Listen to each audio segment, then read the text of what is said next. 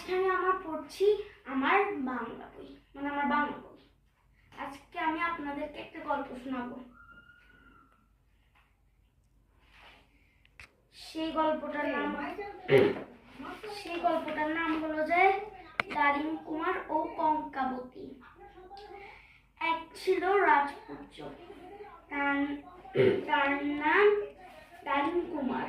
তার ছিল এক পঙ্খী ঘোড়া, মানে কুইন ঘোড়া, মানে মিনি কুইনের ঘোড়ায় চড়ে সে দেশ বিদেশে ঘুরে বেড়াতো।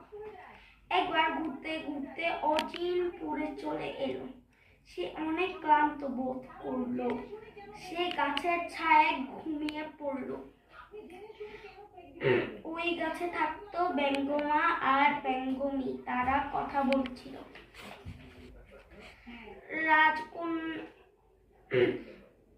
দারিম কুমারের ঘুম ভেঙে গেল। কেন ওকে মানে পাখির কথা বলছে আর রাজকন্যা কঙ্কাবতীর কি হয়েছে জানো? কি হয়েছে? সে এখন রাক্ষসপুরীতে বন্দী। কি সর্বনাশ!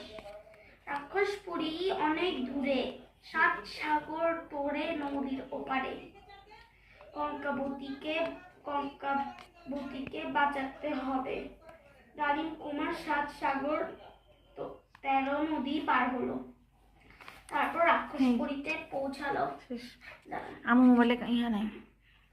ওঠো কঙ্কাবতী বললো, ওঠো কঙ্কাবতী ওঠো। তখন রাজকন্যা কঙ্কাবতী সোনার পালঙ্কে ঘুমিয়ে আছে, কিছুতেই তার ঘুম ভাঙে না। দারিম কুমার দেখতে পেল কঙ্কাবতীর মাথার কাছে রূপার কাঠি, তার পায়ের কাছে সোনার কাঠি।